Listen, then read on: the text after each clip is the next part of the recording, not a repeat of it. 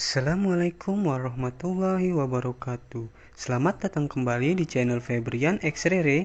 Sebelum kita ke jalan ceritanya, jangan lupa dibantu like, subscribe, dan komen ya bosku. Terima kasih. Kita lanjut dari bab 3649 sampai bab 3658. Tidak ada yang mengira bahwa Ye Chen akan mengubah upacara pemujaan leluhur setiap 12 tahun sekali menjadi setahun sekali. Anda tahu, meskipun upacara pemujaan leluhur memiliki makna yang luar biasa, itu juga merupakan masalah tenaga dan kekayaan. Oleh karena itu, seorang anggota yang lebih tua dari cabang anggunan di kerumunan berkata, "Ye Chen, upacara pemujaan leluhur sekali setiap 12 tahun. Ini adalah aturan yang ditetapkan oleh para leluhur. Anda harus mengubahnya menjadi 1 tahun sekali. Apakah itu terlalu sering?" Saya pribadi berpikir bahwa tidak selalu baik bagi kita untuk mengganggu kedamaian leluhur kita begitu sering. Jika leluhur tidak bahagia, maka ini sangat tidak menghormati leluhur. Ye Chen menatapnya dan berkata dengan suara dingin, "Karena dulu setiap 12 tahun sekali, kalian dengan nama keluarga Ye telah melupakan leluhurmu dari awan. Yang lain mengatakan mereka akan datang untuk menggali kuburan leluhurmu. Semua dari kamu melarikan diri dari Yanjing semalam. Apakah kamu sangat menghormati leluhurmu?" Wajah lelaki tua itu langsung memerah, dan dia menutup mulutnya dengan tergesa-gesa. Melihat dia tidak berbicara, Ye Chen bertanya, "Mengapa kamu tidak berbicara lagi? Bukankah dia cukup mampu berbicara sekarang?" Lagi pula, Ye Chen menunjuk ke kuburan Ye Jiaju di belakangnya dan bertanya dengan dingin, "Ayo, di depan leluhur tua, Anda menjelaskan kepada leluhur tua bagaimana Anda menghormati leluhur tua." Orang tua itu berkata dengan malu, Aku salah."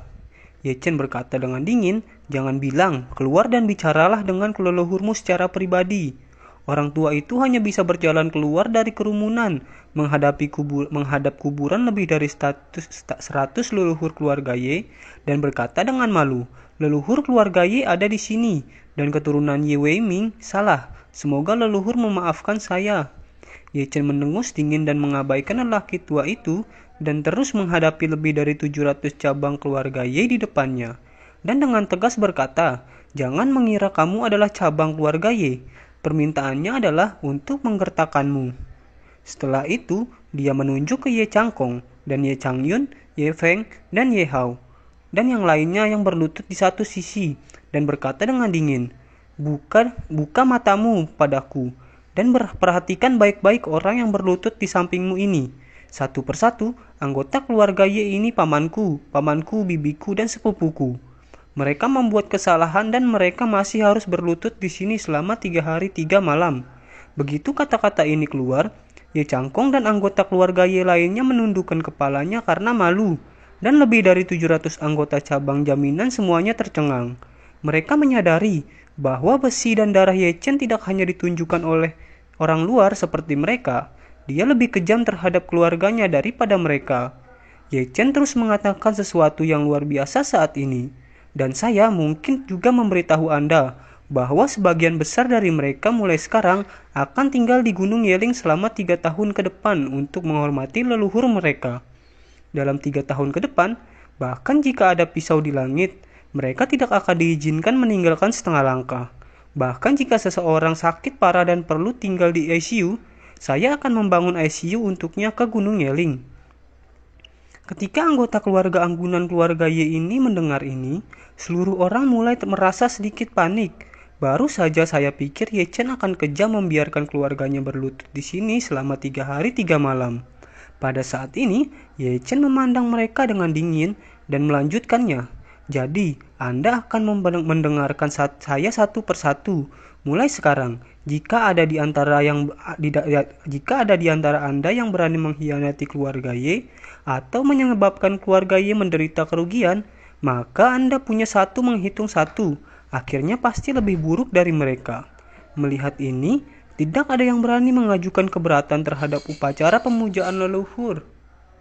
Alasannya, mengapa Ye Chen menginginkan upacara pemujaan leluhur setahun sekali adalah untuk terus memperkuat kesetiaan mereka kepada keluarga Ye melalui frekuensi yang lebih cepat. dan pada saat yang sama membiarkan mereka memahami hubungan tuan dan budak antara keluarga Y dan mereka, sehingga mereka akan memiliki gagasan kesetiaan kepada kaisar dan kemudian memperkuat kendali keluarga Y atas mereka. Pada saat ini, seseorang pemuda berkata, "Saya mengerti bahwa upacara pemujaan leluhur dilakukan setahun sekali, tetapi mengapa kita harus datang ke Yanjing untuk melaporkan tugas kita setiap 3 bulan?" Ye Chen bertanya kembali, "Anda mengambil sumber daya dari keluarga Y dan mendapatkan uang dari keluarga Y. Saya meminta Anda untuk melaporkan pekerjaan Anda setiap 3 bulan. Apakah Anda memiliki komentar?" Pria muda itu buru-buru berkata, "Keluarga kami telah lama pindah ke luar negeri. Selama bertahun-tahun, kami secara bertahap mengalihkan fokus bisnis. Saat ini, bisnis yang kami operasikan di luar negeri tidak ada hubungannya dengan keluarga Y." Ye Chen mengangguk dan bertanya, "Siapa namamu?" Pemuda itu menjawab, "Nama saya Ye Tao." Ye Chen sedikit mengangguk dan berkata, "Oke, izinkan saya bertanya kepada Anda. Bisnis apa yang Anda jalani saat ini oleh keluarga Anda di luar negeri?" Ye Tao buru-buru berkata, "Kami memproduksi dan menjual furnitur bergaya Cina di seluruh Eropa, terutama untuk pelanggan Cina, dan lokasi produksi kami adalah Rumania." Ye Chen mengerutkan kening dan bertanya, "Mengapa Anda ingin memproduksi furnitur bergaya Cina di Rumania?" Ye Tao menjawab, "Alasan utamanya adalah produksi kayu Rumania sangat tinggi dan biaya tenaga kerja mereka relatif murah." Ye Chen bertanya lagi, "Lalu, berapa banyak pekerja yang Anda miliki di Rumania? Berapa nilai output tahunan?" Ye Tao berpikir sejenak dan berkata, "Kami memiliki sekitar 10.000 karyawan di Rumania, dengan nilai output tahunan sekitar 2 miliar euro dan laba bersih sekitar 20%.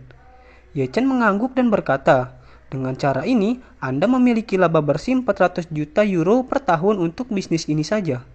"Ya," Ye Tao berkata, "beberapa tahun yang lalu, basis produksi kami masih di Cina. Saya menyarankan agar keluarga saya memindahkan basis produksi ke Rumania." Ye Chen bertanya kepadanya, "Basis produksi di Huaxia, mengapa Anda menyarankan pindah ke Rumania?"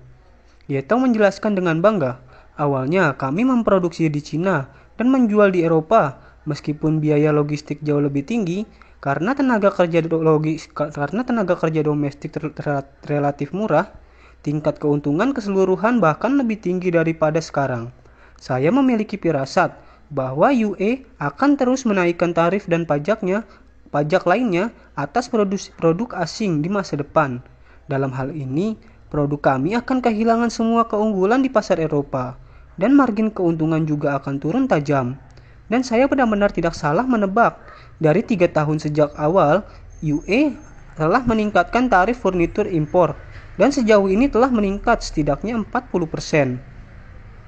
Ye Chen mengangguk dan berkata, "Setelah Anda memindahkan perusahaan Anda ke Rumania, Anda dapat menghindari kebijakan tarif Eropa ini." "Ya," Ye Tao menjelaskan, "sementara kami memindahkan basis produksi kami ke Rumania, kami juga mendaftarkan ulang sebuah perusahaan di Rumania, yang setara dengan mengubah produk kami menjadi produk Rumania. Dan karena Rumania telah bergabung dengan Uni Eropa, karena ini seluruh pasar Eropa telah memberikan kebijakan preferensial yang besar untuk produk Rumania. Akibatnya, kami benar-benar menikmati perlakuan istimewa ini. Biaya pajak lebih rendah, dan harga kami dapat diturunkan. Ini juga memungkinkan kami untuk memiliki lebih banyak penjualan, sehingga margin keuntungan keseluruhan juga sangat mengesankan. Sebaliknya, orang lain yang telah memproduksi furnitur di Cina, setiap perusahaan yang menjual ke Eropa telah menderita kerugian besar." Ye Chen tersenyum dan berkata, "Sepertinya kamu cukup pandai dalam bisnis." Ye Tao berkata dengan percaya diri, "Tentu saja, saya menyelesaikan gelar sarjana saya di Universitas Yale ketika saya berusia 20 tahun, dan saya menyelesaikan MBA saya dalam 2 tahun. Saya telah terlibat dalam manajemen bisnis keluarga sejak berusia 18 tahun. Seorang jenius dalam bisnis, tapi jelas lebih baik daripada kebanyakan pengusaha di atas kertas." Ye Chen tersedikit tersenyum dan mengangguk, kemudian berkata, "Jika ini masalahnya, kamu tidak harus kembali kali ini. Tetap di Tiongkok dan bantu aku. Ngomong-ngomong, aku juga akan memeriksa apakah kamu benar-benar memiliki dua kuas. Begitu Ye Chen mengucapkan kata-kata ini, Ye Tao gemetar karena terkejut. Alasannya mengapa? Dia mengatakan ini kepada Ye Chen awalnya untuk membuat Ye Chen mengerti bahwa bisnis keluarganya saat ini tidak bergantung pada keluarga Ye, juga tidak memerlukan sumber daya dan bantuan dari keluarga Ye. Dalam 3 bulan, saya datang ke Tiongkok untuk membuat laporan kepadanya. Tapi, Ye Tao tidak pernah menyangka bahwa setelah mengatakan begitu banyak, Ye Chen akan langsung membiarkan dirinya tinggal di Tiongkok untuk membantunya. Dan tiba-tiba menyesal bahwa dia tidak sabar untuk memompa lusinan mulutnya yang besar. Segera, dia buru-buru berkata dengan wajah sedih, "Tuan Ye, jangan menganggap serius hal-hal yang baru saja saya katakan, karena semuanya diledakkan oleh saya." Ye Chen bertanya dengan tenang, "Oh, benarkah?" Ye Tao dengan cepat menganggukkan kepalanya seperti bawang putih ditumbuk. Pada saat ini, seseorang pria parubaya di sebelah Ye Tao berkata dengan ekspresi gugup, "Ye Chen, aku ayah Ye Tao, Ye Hongyang. Aku sepupu dengan ayahmu. Anakku lahir dia suka membual. Itu hanya botol yang tidak berbunyi. Setengah botol itu idiot. Saya tidak tahu berapa kali saya telah memarahinya, sehingga dia tidak membual di luar. Tetapi anak ini tidak mendengarkan." Saat dia berkata, dia dengan cepat berkata sambil tersenyum, "Kamu sekarang adalah patriark keluarga Ye, jadi jangan akrab dengan anak yang membual ini." Ye Chen mengangguk ringan dan berkata pada dirinya sendiri, "Oh, setelah berbicara lama, ternyata bertiup." Yang Hongyan menampar Ye Tao di kepalanya dan berteriak dengan marah, "Kamu bajingan, jangan buru-buru dan meminta maaf kepada pemilik rumah." Ye Tao ditampar dan tidak bisa melihat keluhan sedikit pun.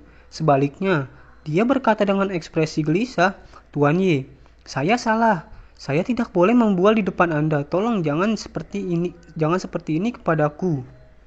Ye Chen melambaikan tangannya dan berkata dengan santai, "Oh, orang tidak gila dan sia-sia. Siapa yang tidak suka menyombongkan diri ketika mereka masih muda? Saya pasti tidak akan membawa hal kecil ini ke dalam hati saya." Ye Tao menghela napas lega dan dengan cepat mengucapkan terima kasih kepada Ye Chen.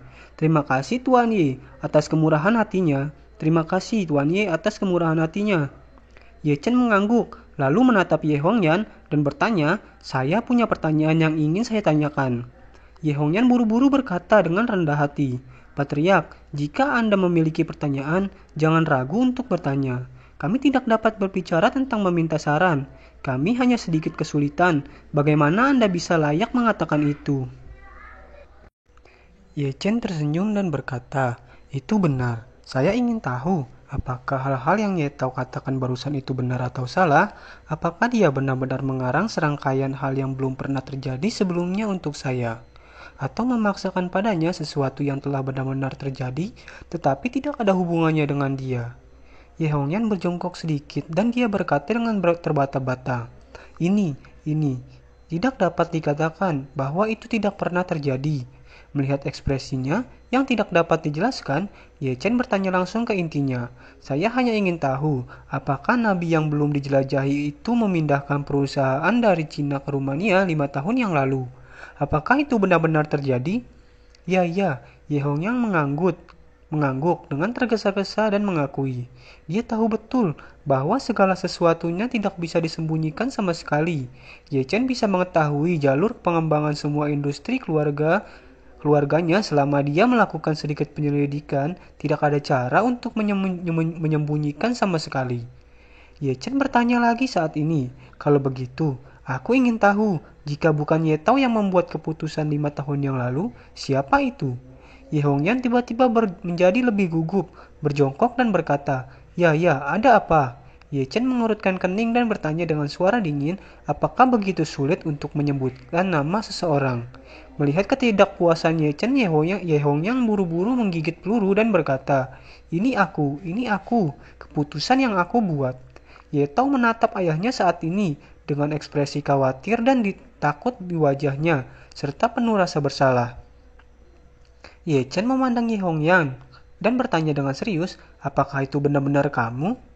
Ye Hongyan mengangguk berulang kali, menggertakkan giginya dan berkata, Sungguh ini aku. Tidak apa-apa, Ye Chen berkata, karena itu maka kamu bisa tinggal. Keluarga ini sekarang membuang-buang waktu. Ini adalah saat kritis untuk kebutuhan memperkerjakan orang dan anak-anak dari keluarga ini pada dasarnya akan menjadi dalam 3 tahun ke depan. Saya menjaga kesalehan anak saya di Gunung Yeling, jadi saat itulah Anda perlu memberikan lebih banyak kontribusi kepada keluarga melalui cabang-cabang jaminan ini. Ketika Ye Tao mendengar ini, dia langsung memprotes, Tuan Ye, meskipun nama keluarga semua adalah orang keluarga Ye, kami telah lama mandiri dan keluarga kami juga memiliki urusan kami sendiri.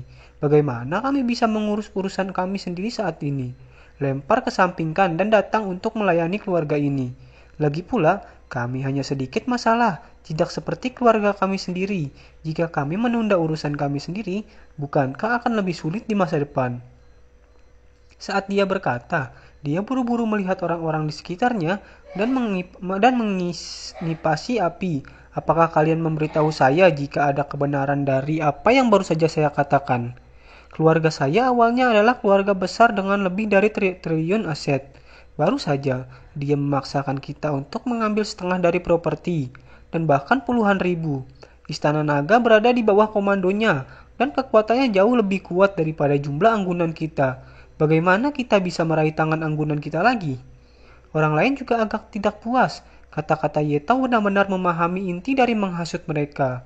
Inti dari ini adalah bahwa keluarga Ye kaya dan kaya. Itu memeras begitu banyak uang dari semua orang dan memaksa semua orang untuk menandatangani perjanjian angsuran. Belum lagi, sekarang mereka ingin langsung mengambil orang dari keluarga lain. Ini benar-benar keterlaluan.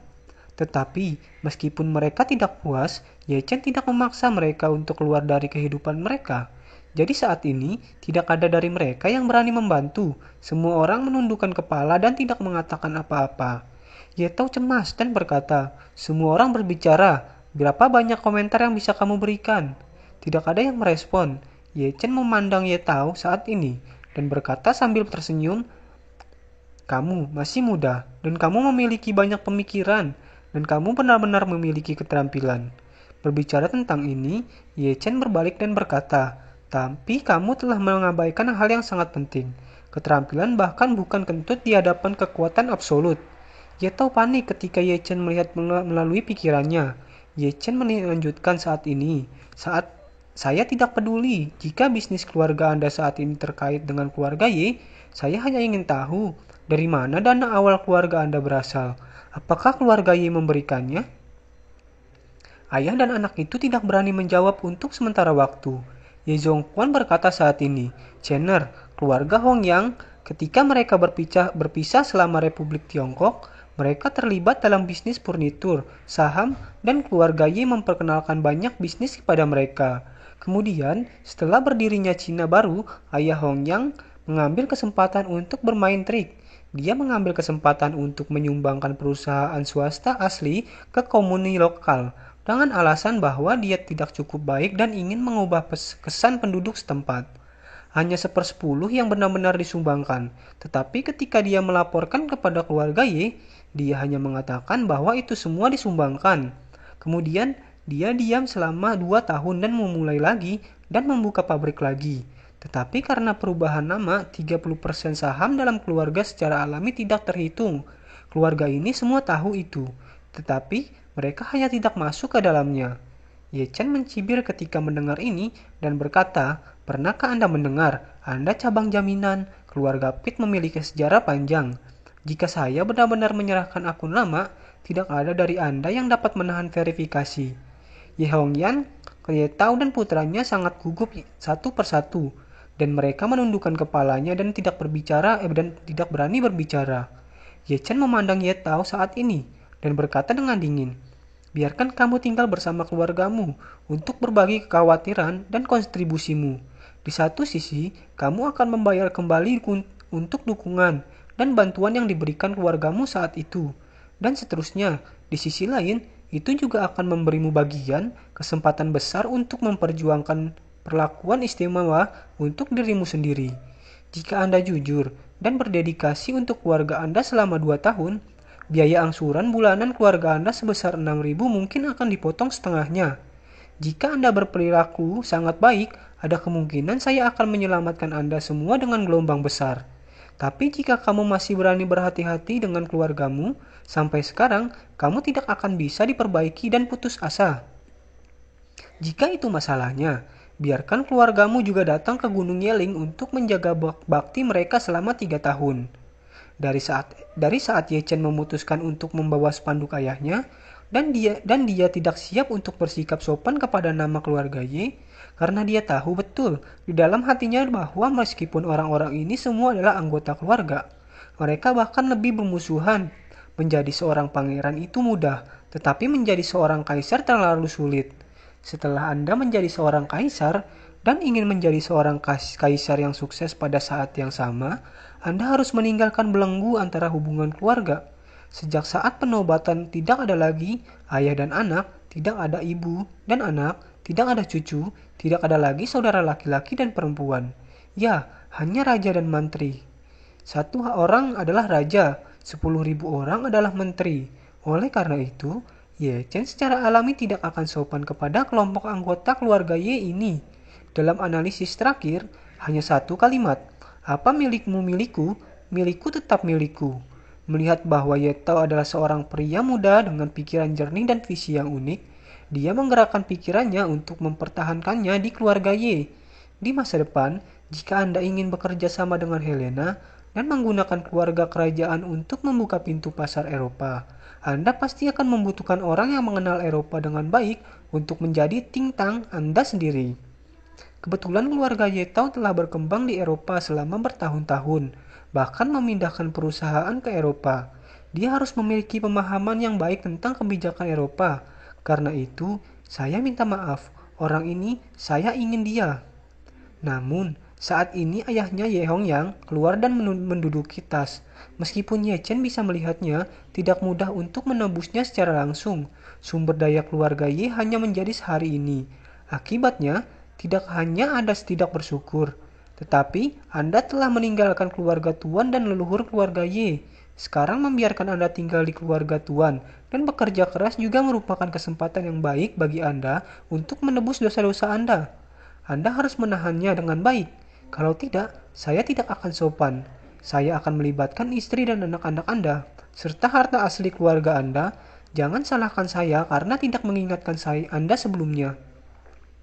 Ying Hongyan tahu bahwa dia salah, dan dengan cepat mengangguk dan berkata, apa yang dikatakan Patriark, kita harus menjaganya dengan baik.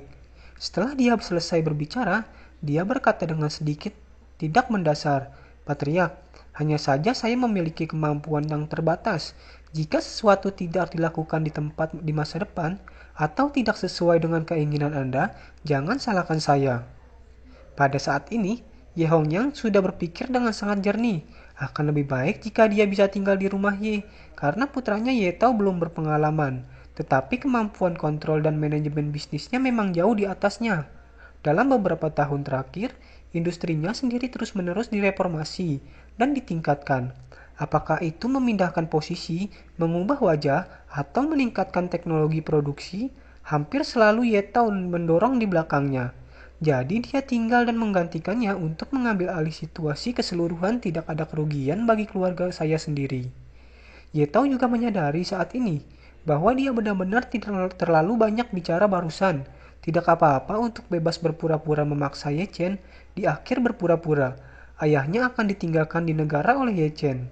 Pada saat ini, dia ingin mengambil inisiatif untuk menjelaskan dengan jelas, membiarkan ayahnya kembali dan tinggal sendiri, agar tidak mencegah ayahnya dihukum untuk dirinya sendiri. Tetapi ketika saya memikirkannya, bisnis keluarga saya sekarang berada pada tahap kritis untuk naik. Dan meskipun saya belum secara resmi mengambil alih sebagai ketua, dia sebenarnya telah sepenuhnya memikul tanggung jawab ketua secara fungsional. Dapat dikatakan bahwa seluruh bisnis keluarga sepenuhnya ambil kendali sendiri. Dia menolak pikiran jujur itu lagi. Saya hanya bisa melihat ayah saya dengan air mata dan berkata dengan serius, Ayah, ada saya di rumah, jangan khawatir. Ye Hongyang juga mengangguk berulang kali dan menasihati, saya akan tinggal di rumah Tuan untuk melayani rumah Tuan. Anda akan mengambil alih kursi ketua kalau begitu. Berbicara tentang ini, Ye Hongyang menghela napas dan berkata dengan emosi, Hanya saja, kamu masih sangat muda dan tidak berpengalaman. Jadi bergegas untuk menangkap bebek di rak. Aku benar-benar khawatir kamu tidak baik-baik saja. Yetau dengan cepat mengikuti kata-kata ayahnya dan berkata, "Ayah, jangan khawatir. Saya akan melakukan yang terbaik. Saya tidak berani mengatakan bahwa saya akan memimpin kelompok dengan cepat. Setidaknya saya akan mencoba yang terbaik untuk melindungi bisnis keluarga dan menunggu Anda kembali." Ye Hongyan menghela napas. "Hei, adalah tugasku untuk melayani tuannya. Jadi saat ini tidak ada cara lain selain memaksamu untuk tumbuh dengan cepat." Ye Chen tidak bisa menahan cemberut dan berpikir dalam hati, "Kalian berdua masih bermain denganku di sini. Ini cukup bagus." Memikirkan hal ini, dia berdehem dan berkata kepada Ye Hongyan, "Memang terlalu beresiko untuk menyerahkan bisnis keluarga besar kepada seorang anak laki-laki. Meskipun Tuhan membutuhkan usahamu, itu tidak boleh membuatmu menyerah pada yang asli.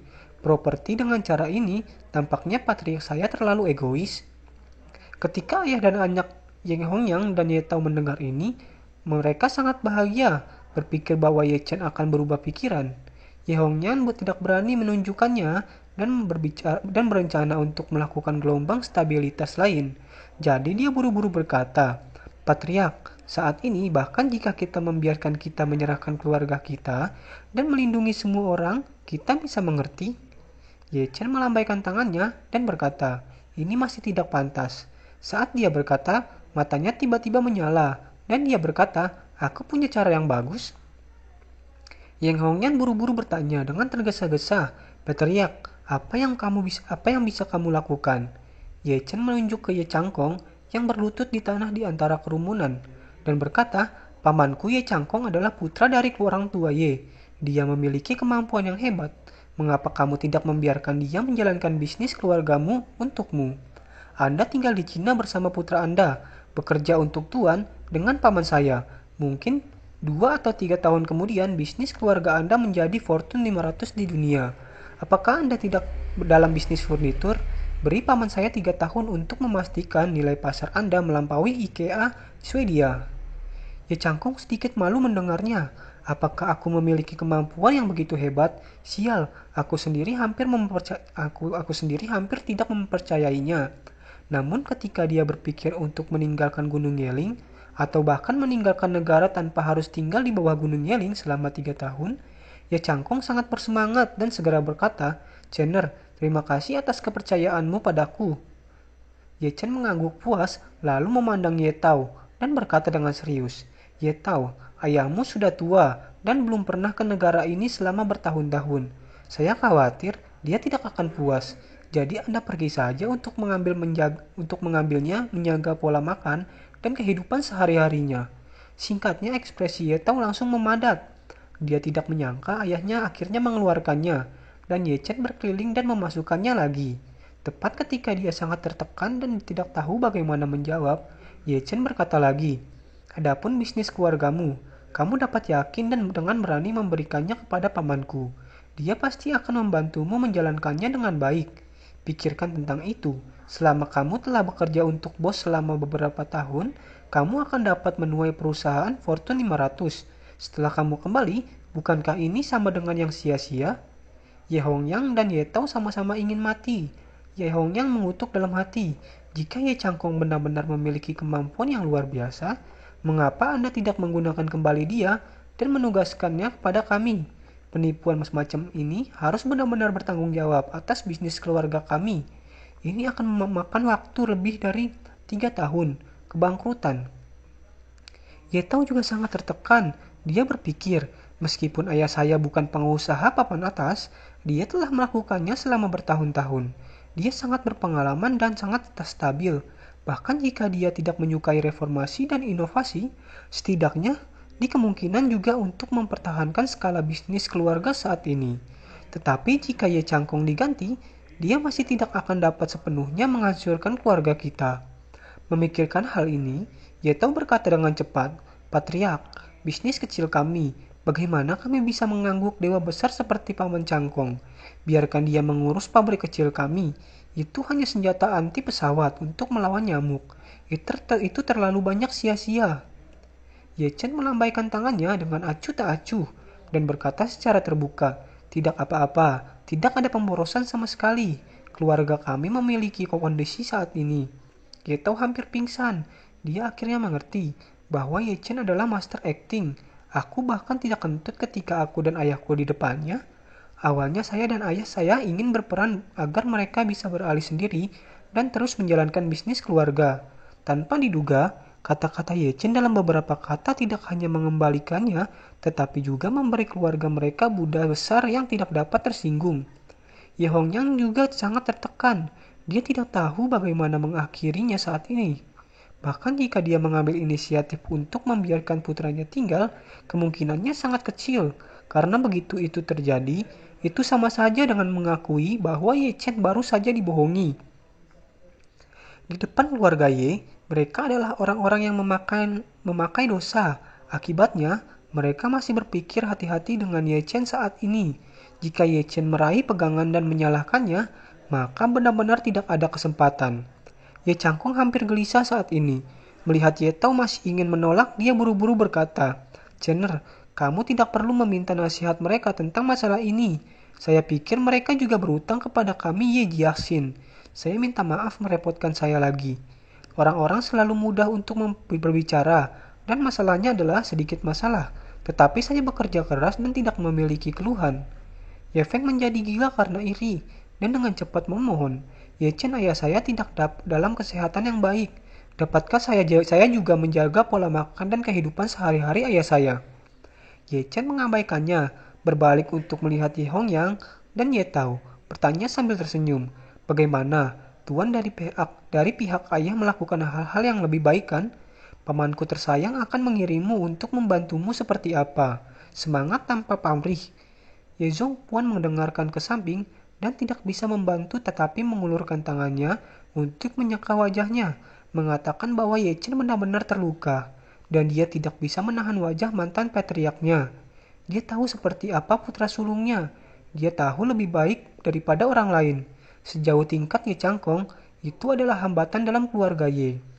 Jika keluarga Ye adalah kereta yang melaju kencang, maka Ye Changkong adalah salah satu gerbong yang tidak bisa mengangkut penumpang maupun menarik barang. Kargo ini mengikuti kereta keluarga Ye.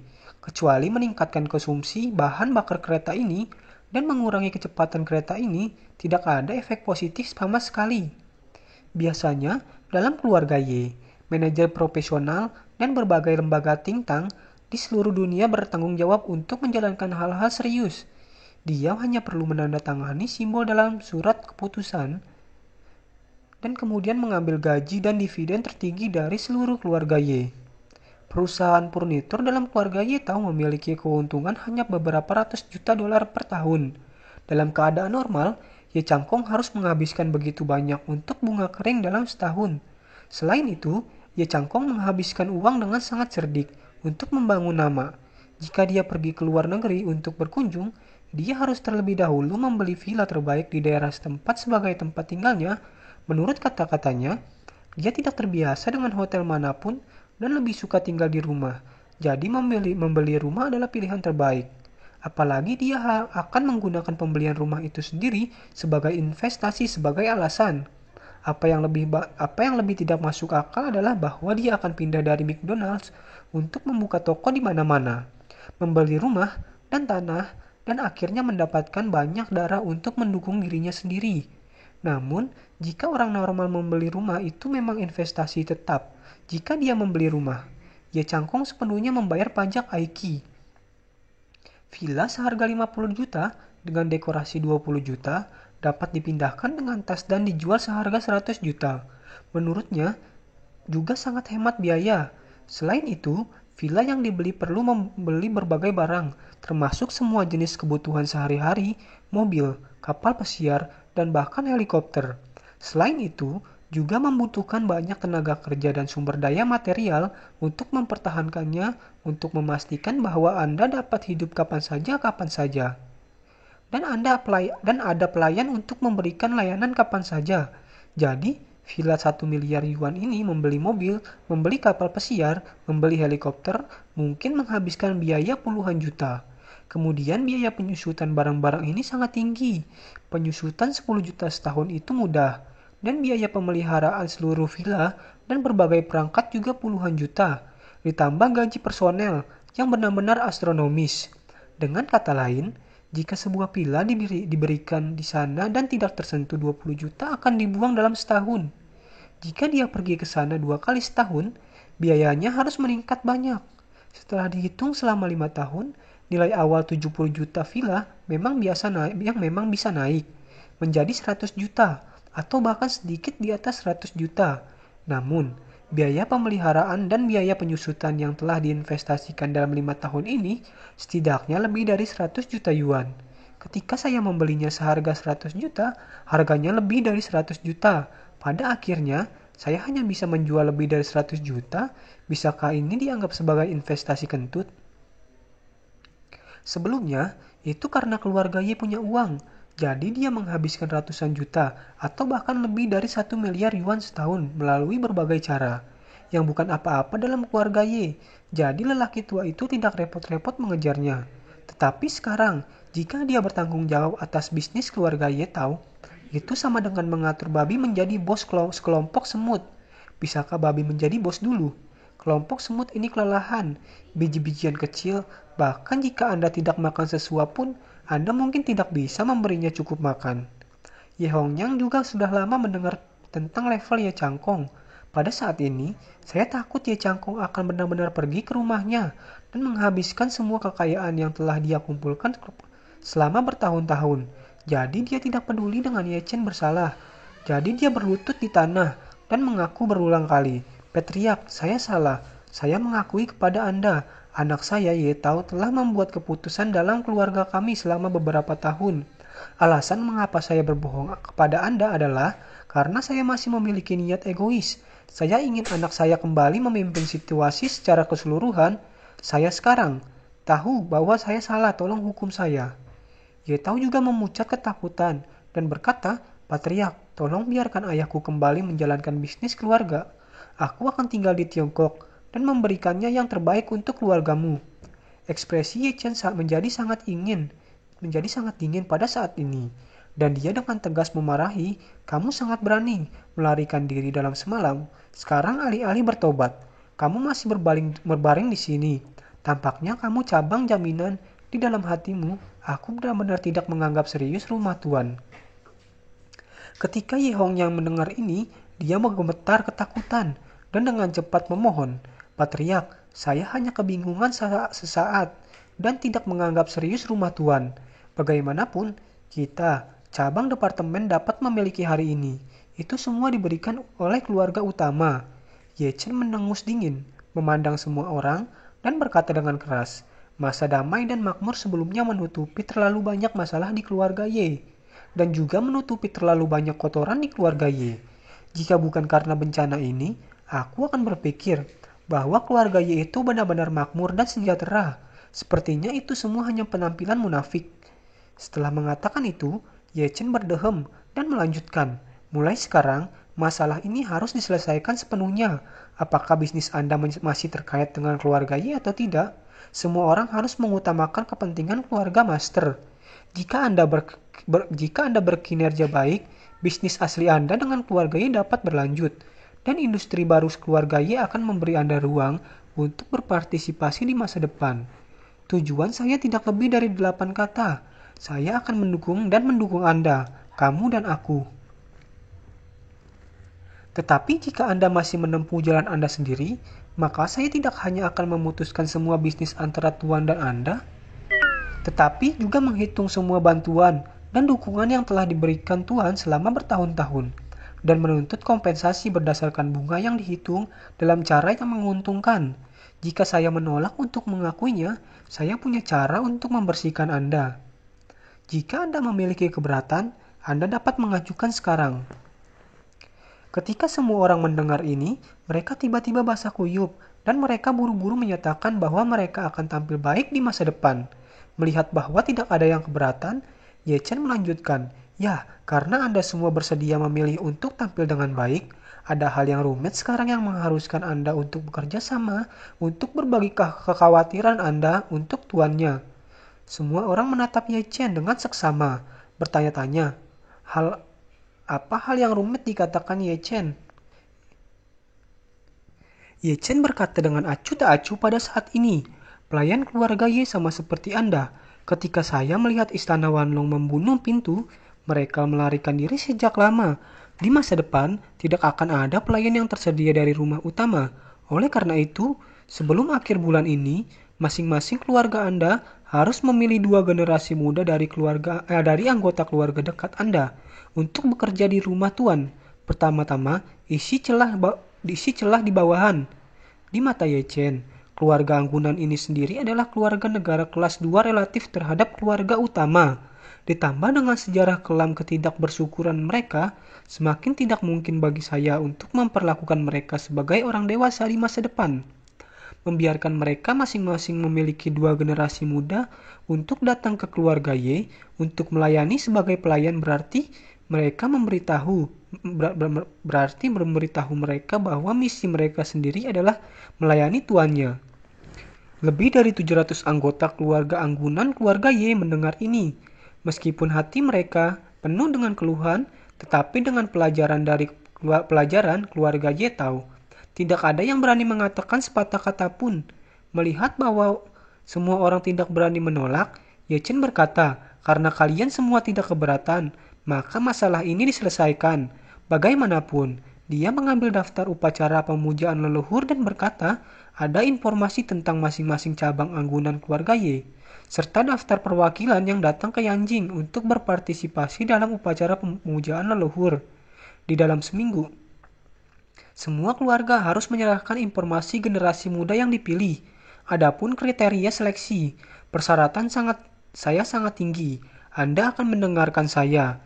Semua orang memandang Ye Chen dengan napas tertahan. Bertanya-tanya, seberapa keras dia akan bertanya.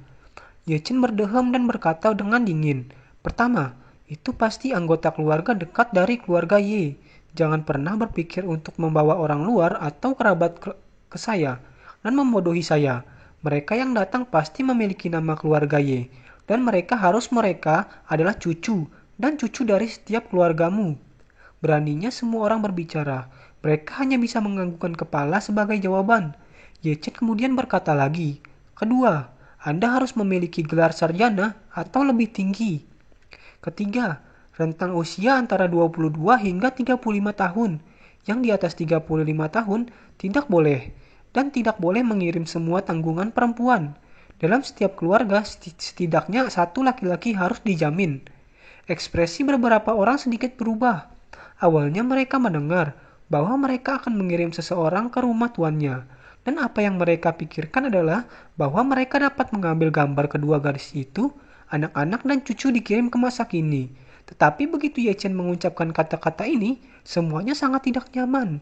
Tidak apa-apa untuk mengatakan bahwa beberapa keluarga memiliki banyak laki-laki, tetapi mereka yang memiliki sedikit laki-laki mengalami depresi.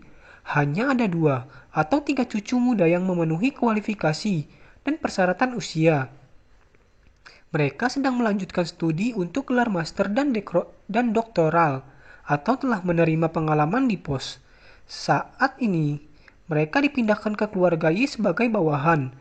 Terlepas dari apakah mereka didasarkan pada kondisi aktual, dari sudut pandang psikologis, sulit bagi mereka untuk menerimanya. Pada saat ini, Ye Chen melanjutkan. Keempat, semua orang yang datang untuk melayani di rumah tuan rumah akan bergiliran setiap 2 tahun.